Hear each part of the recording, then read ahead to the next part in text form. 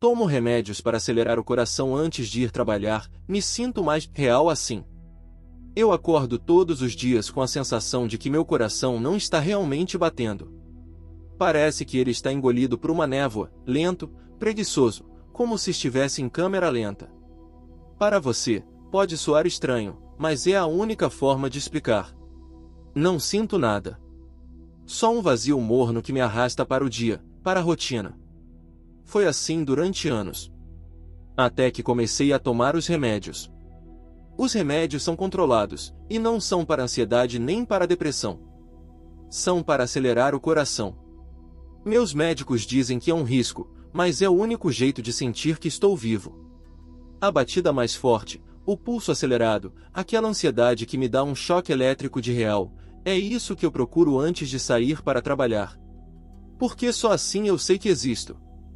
Estamos juntos há 12 anos. Minha esposa, a Ana, e eu temos 2 filhos, o Lucas, de 10 anos, e a Clara, de 7. Temos uma rotina que parece perfeita para quem vê de fora: café da manhã juntos, as crianças vão para a escola, eu e Ana trabalhamos, voltamos para jantar, e assim por diante. Mas por dentro, minha vida está cheia de fissuras. O remédio no meu corpo é só uma delas. Ana sempre foi minha rocha. Conheci ela na faculdade, quando tudo parecia possível. Ela tinha um sorriso que iluminava o lugar, uma coragem que eu não tinha. Eu era um cara fechado, medroso, mas com ela eu me abri. A gente construiu um lar, uma família, nossos sonhos. Mas, nos últimos meses, algo mudou. Eu sentia que algo estava errado. Ana chegava em casa cansada demais, distraída, às vezes olhando para o celular como se esperasse uma mensagem que não queria mostrar para mim. Eu tentei não pensar muito, inventei desculpas para a distância crescente entre a gente. Até o dia em que encontrei o celular. Estava esquecido na mesa da cozinha. A tela estava acesa, com uma mensagem aberta que me congelou. Eu não posso mais continuar assim, te amo, mas preciso de você longe da minha vida. Era para um tal de Ricardo. Eu não conhecia nenhum Ricardo. Meu coração disparou. O remédio parecia um sopro de vento quente. Eu senti uma mistura de medo e raiva que eu nem sabia que existia dentro de mim. Fui para o quarto dela, sentei na cama e esperei ela voltar. Quando ela entrou, tentei parecer calmo, mas a verdade é que eu queria explodir. Perguntei quem era o tal Ricardo. Ana ficou em silêncio, os olhos desviaram. Então ela me contou tudo. Ricardo é o irmão gêmeo dela. Ana tinha um segredo que nunca me contou. Ela foi criada separada dele, em uma adoção diferente. Nunca falou porque teve medo. Eles só se encontraram recentemente, quando uma doença grave da mãe biológica veio à tona. E tem mais. Ricardo não é o homem comum que imaginei. Ele tem um histórico sombrio, cheio de problemas com a lei, e é uma ameaça para Ana e, possivelmente, para nossa família. Ana está tentando manter ele longe das crianças, mas ele sabe onde moramos. Eu não sabia o que pensar. Essa revelação virou meu mundo de cabeça para baixo. A mulher que eu achava conhecer bem carregava uma sombra que eu nem imaginava. E eu? Eu que me sentia tão vivo com meu coração acelerado, agora sentia medo, verdadeiro medo, pelo que estava por vir. Agora estou preso num dilema que me consome. Devo contar para os nossos filhos? Devemos fugir e começar tudo de novo em outro lugar? Devo confrontar Ricardo e enfrentar essa ameaça? Ou devo fingir que nada aconteceu, manter a paz falsa que construímos? Cada escolha parece errada, como se todas levassem a um precipício. Eu só queria ser real. E agora que sou, estou apavorado com o que a realidade pode trazer. Eu nunca fui um cara que gostava de exposição. Nunca gostei de drama, muito menos confusão. Sempre preferi a segurança do silêncio, da rotina, da normalidade. Mas aquela noite, a noite em que Ana me contou sobre Ricardo, tudo desabou. Eu fiquei horas acordado, sentado no escuro do nosso quarto, sentindo o remédio bater forte no meu peito, como se ele pulsasse com a urgência de um coração desesperado. Eu sentia cada batida com a intensidade de 1000 trovões. A vida, de repente, parecia ser uma faca afiada cortando minha pele, abrindo feridas que eu não sabia que estavam lá. O que eu deveria fazer? Tinha medo de contar aos meninos. Lucas, meu garoto de 10 anos, com a inocência nos olhos e a confiança na vida que eu já não tinha. Clara, com seus 7 anos, que ainda acreditava em contos de fadas e que o mundo era seguro. Se eu contasse, iria assustá-los para sempre? Ou seria justo mantê-los no escuro, como inocentes num castelo de vidro prestes a quebrar? Ana queria fugir. Ela me falou de mudar para outra cidade, começar do zero. Mas o medo de Ricardo não era algo que se podia fugir assim, rápido. Ele tinha ligações, contatos. Era perigoso. Eu me sentia preso. Como se estivesse em uma gaiola construída por segredos e mentiras, mas que eu mesmo ajudei a criar. Durante as semanas seguintes, comecei a observar Ana com mais atenção. Cada olhar dela para o celular, cada suspiro contido. Eu precisava entender o que estávamos enfrentando. Uma noite, enquanto ela dormia, eu peguei o celular dela, tentando descobrir mais. Eu sei que foi uma invasão de privacidade, mas a dor da incerteza era maior que minha moral. Encontrei conversas com Ricardo que me congelaram o sangue.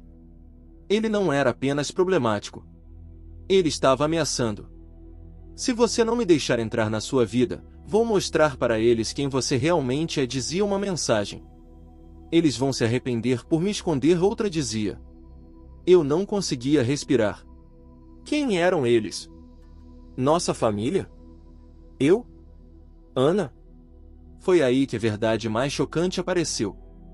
Ricardo, o irmão gêmeo de Ana, não era apenas um homem com um passado sujo. Ele tinha um motivo pessoal para destruir tudo. Algo que ela havia escondido da gente por 12 anos. Ele não é só irmão dela. Ele é o pai biológico de Lucas. Quando Ana teve Lucas, estava numa situação complicada, e Ricardo, mesmo com todos seus problemas, se envolveu mais do que ela queria admitir. Eles mantiveram isso em segredo para proteger as crianças e a mim. Eu achava que meu filho era meu, que aquela família era sólida. Mas agora tudo estava desmoronando. Eu me senti traído. Não pela Ana, que certamente carregava seu próprio fardo, mas por um mundo que eu achava que conhecia e que se revelou um labirinto de mentiras. Eu tentei falar com Ana, mas ela estava exausta, desesperada, dividida entre proteger o passado e manter a família unida. O tempo passou e as ameaças de Ricardo ficaram mais diretas. Ele apareceu perto da escola das crianças, uma sombra que eu não conseguia enxergar direito, mas que eu sentia no estômago. E foi aí que eu tive meu maior choque. Uma manhã, no trabalho, recebi uma mensagem anônima: ele sabe que você sabe. Vai agir em breve. Meu coração acelerou ainda mais, mesmo sem remédio. Eu nunca senti algo tão real e ao mesmo tempo tão aterrorizante. Agora, eu estou aqui, sentado no sofá da sala, olhando para as crianças brincando no quarto ao lado. Me sinto dividido. O que eu faço? Conto tudo para eles? Eles precisam saber da verdade que pode destruir suas infâncias? Enfrento Ricardo e coloco um fim nisso, mesmo que isso signifique arriscar tudo. Ou fingo que nada aconteceu, mantendo essa paz frágil, mas segura, enquanto espero que tudo se acabe? A cada batida do meu coração acelerado, eu sinto a pressão aumentando. A vida é uma linha tênue entre o real e o imaginário, entre a coragem e o medo. E eu estou preso no meio disso, tentando decidir o que significa, afinal, ser realmente vivo. Desde aquele dia, nada foi igual. Cada manhã, antes de sair para o trabalho, eu tomava o remédio para acelerar o coração. Era o meu jeito de me sentir real, sentir que eu estava ali, vivendo, lutando contra um mundo que parecia desmoronar. Eu sentia meu peito pulsar como um tambor frenético, como se meu corpo me avisasse: preste atenção. Você não pode mais se esconder. Ana e eu mal nos olhávamos. Aquele silêncio entre nós era carregado de palavras não ditas, de medos sufocados. Ela se trancava no quarto por horas, mexendo no celular, recusando-se a falar sobre Ricardo ou o que ele poderia fazer.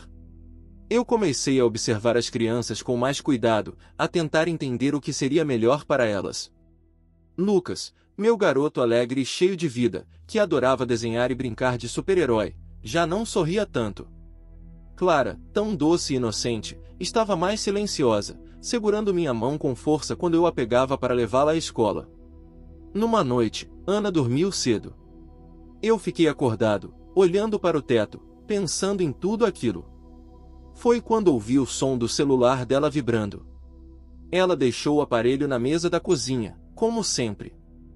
Fui até lá, peguei e li as mensagens mais recentes. Ele está perto. Fique alerta. Não deixe eles saberem. Se precisar, eu faço qualquer coisa. Meu estômago se virou. Quem era essa pessoa? Quem estava tão próximo que podia colocar em risco minha família? De repente, a sensação de estar vivo com o coração acelerado virou um peso esmagador. No dia seguinte, decidi que precisava agir. Falei com Ana, pedindo para conversarmos, sem brigas, sem acusações. Ela me olhou com aqueles olhos cansados, mas concordou. Sentados na sala, eu tentei encontrar as palavras certas. Ana, nós precisamos pensar nos meninos. Eles merecem saber o que está acontecendo, pelo menos para estarem preparados. Ela suspirou, olhando para o chão. Eu sei. Mas tenho medo. Medo do que vai acontecer se tudo isso vier à tona. Eu segurei sua mão. E eu também. Mas esconder só vai piorar as coisas. Eles precisam de nós mais do que nunca. Passamos horas discutindo, tentando encontrar um meio termo. Mas no fundo, eu sabia que aquele equilíbrio frágil estava prestes a quebrar. Naquela semana, Ricardo apareceu na nossa rua. Vi um homem alto, com olhar duro, caminhando com passos lentos e decididos, como se estivesse marcando o território. Eu senti o frio correr pela minha espinha. Tentei falar com Ana, mas ela não quis discutir. Fiquei sozinho com meus pensamentos, o coração batendo acelerado e a mente cheia de medo e raiva. Eu não sabia o que fazer. À noite, deitei ao lado dela, segurando sua mão. Ela estava tão distante, tão diferente. Eu não sei se podemos continuar assim, falei baixo. Ela me apertou a mão. Nem eu. Foi quando percebi que não era só o meu coração que estava acelerado. Era a nossa vida, prestes a explodir. Na manhã seguinte, encontrei uma carta de Ana em cima da mesa da cozinha. Se eu não voltar, proteja nossos filhos. Diga a eles a verdade, diga que eu os amo. Meu mundo desabou. Eu estava sozinho. E o que eu devia fazer? Contei para Lucas e Clara sobre Ricardo? Expliquei que o homem que eu odiava, que ameaçava nossa família, era o pai biológico deles? Ou seria melhor protegê-los da dor, mesmo que isso significasse viver uma mentira? Decidi esperar, observar, proteger. Mas a cada batida forte do meu coração, eu sentia que o tempo estava acabando. As noites ficaram mais longas e pesadas. O remédio no meu peito martelava como um alarme, um chamado urgente para não me deixar apagar, para lutar. Eu precisava ser forte, não só para mim, mas para Ana, para Lucas, para Clara. Mas o medo estava enraizado em mim como um câncer silencioso. Cada vez que eu fechava os olhos, via o rosto de Ricardo, um homem que eu mal conhecia, mas que tinha conseguido corroer a base da minha família. Eu sentia raiva, mas também uma estranha pena. Como alguém poderia carregar tanto veneno dentro de si? A dor dele, qualquer que fosse, estava nos destruindo. Ana tentou me convencer a deixá-lo ir, a não responder às provocações, a manter a família intacta, à custa do silêncio e da submissão. Eu queria acreditar que era possível, mas a verdade me martelava o peito, eu não podia mais fingir. Foi numa sexta-feira à noite, quando tudo parecia normal, que a coisa explodiu. Lucas estava no quarto dele, quando ouvi um barulho estranho vindo do corredor.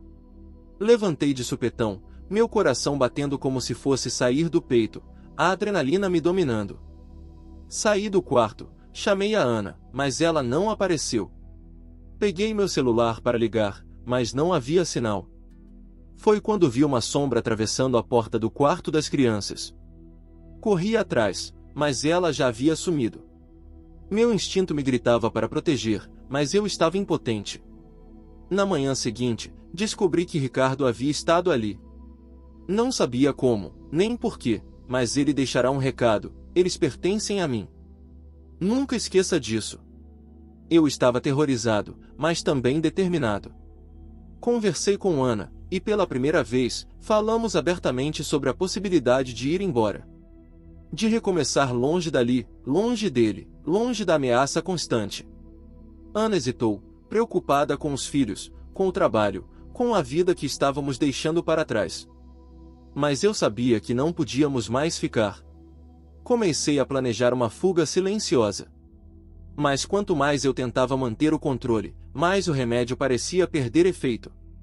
Meu corpo respondia com taquicardia, suor frio, mãos tremendo, como se meu coração estivesse sendo esmagado por mãos invisíveis. Eu me sentia como uma bomba relógio prestes a explodir. Numa noite, Ana me acordou aos prantos. Ela tinha lido mensagens novas no celular dela, mensagens que mostravam que Ricardo estava planejando algo pior do que jamais imaginamos. Ele vai pegar vocês. Eu não posso protegê-los. Eu a abracei forte, sentindo o peso do mundo em nossos ombros. Nós vamos sobreviver, prometi, mesmo sem acreditar. O dilema se tornou uma impossível de desatar: contar a verdade para as crianças e arriscar destruir suas infâncias, ou protegê-los da mentira, enquanto perigos rondava? Eu vi Lucas uma noite, olhando para mim com os olhos cheios de confiança. Pai, vai ficar tudo bem, né? Não tive coragem de mentir. Eu vou fazer tudo para que fique. Mas eu não sabia se seria suficiente. Decidimos buscar ajuda, mas rapidamente percebemos que Ricardo tinha conexões em lugares onde não devíamos pisar. A polícia não podia fazer muito, Ana temia que uma denúncia só piorasse as coisas. Eu me senti preso entre a raiva e a impotência, entre o desejo de lutar e o medo de perder tudo. Numa tarde cinzenta, enquanto observava meus filhos brincarem, percebi algo terrível: a inocência deles estava se dissipando, substituída por uma ansiedade que eles não sabiam explicar. Foi quando Ana me propôs o impossível: fugir durante a noite, levar as crianças para um lugar onde ninguém os encontrasse. Eu concordei, porque ficar significava a morte lenta da nossa família. Naquela noite, com o coração acelerado, pela verdade, pelo medo, pelo remédio, arrumei as malas, peguei Lucas e Clara no colo, e saímos pela porta dos fundos. Enquanto olhava para trás, vi Ana fechando a porta, com olhos brilhando de lágrimas e determinação. Na escuridão, senti o peso da responsabilidade esmagar meu peito. Eu era o protetor, o guardião daquela nova vida que começava. Mas a dúvida me corroía por dentro: será que a fuga apagaria o passado? Ou ele nos encontraria, onde quer que estivéssemos? A única certeza era que, naquele instante, meu coração batia com força, mais real do que nunca, e eu precisava seguir em frente, custasse o que custasse. Fugir foi só o começo. Nos primeiros dias, estávamos presos num apartamento alugado numa cidade distante, sem amigos, sem familiares. Ana e eu tentávamos ser fortes, mas as sombras do passado nos perseguiam, mesmo na distância. Lucas e Clara sentiam a mudança. Clara chorava à noite, perguntando se o homem mau ia nos achar. Lucas tentava parecer corajoso, mas vi medo em seus olhos. Eu me perguntava se fiz o certo. Se esconder era a resposta ou se apenas adiávamos o desastre. Aquele remédio que eu tomava para acelerar o coração antes de ir trabalhar virou um símbolo da minha luta diária para manter a sanidade, para enfrentar o medo crescente. Ele me dava energia, mas também me deixava vulnerável, com a sensação constante de que podia explodir a qualquer momento. Certa madrugada, enquanto olhava para o teto, Ana sussurrou: precisamos contar para eles a verdade. O silêncio que se seguiu foi mais pesado que qualquer palavra. Eu sabia que Ana tinha razão, mas temi o impacto. Na manhã seguinte, reuni Lucas e Clara na sala. As palavras saíram trêmulas, carregadas de um amor que doía. Meninos, tem algo que vocês precisam saber. Um homem que não deveria estar nas nossas vidas, quer nos fazer mal. Por isso tivemos que sair de casa. Clara arregalou os olhos, agarrando minha mão com força. Ele vai nos pegar, papai? Olhei para Lucas. Ele tentou parecer forte, mas sua voz quebrou. O que a gente vai fazer? Não tive respostas. Só lágrimas e promessas. Nos dias que seguiram, Ana e eu discutimos sobre ligar para a polícia, contratar segurança, tentar uma ordem de restrição. Mas nada parecia suficiente. O medo de Ricardo ser pior do que imaginávamos era constante. Eu me sentia preso entre a vontade de proteger e a impossibilidade de garantir segurança. A sensação de ser refém de uma ameaça invisível me consumia. Até que um dia, recebi uma mensagem anônima no celular. Ele sabe onde vocês estão. Não confie em ninguém. Meu coração disparou como nunca antes, mesmo com o remédio. Eu estava entre fugir novamente, tentar confrontar aquele homem ou simplesmente aceitar que nossa vida jamais seria normal. Ana queria voltar para casa, tentar recomeçar, enfrentar o passado. Eu queria desaparecer, levar as crianças para um lugar onde nenhum perigo existisse. Mas a verdade é que não havia respostas fáceis. Naquele momento, percebi que o dilema era o que me tornava real, o que fazia meu coração bater forte, a responsabilidade de proteger meus filhos, mesmo quando tudo parecia perdido. Ainda hoje, não sei o que o futuro reserva. Se eu conto tudo para eles, arrisco destruir a infância. Se eu confronto Ricardo, coloco a todos em risco. Se eu fujo, deixo para trás uma vida que construí. O que sei é que, por enquanto, eu tomo o remédio, acelero o coração, e continuo vivendo, real e vulnerável, na espera de uma solução que talvez nunca venha.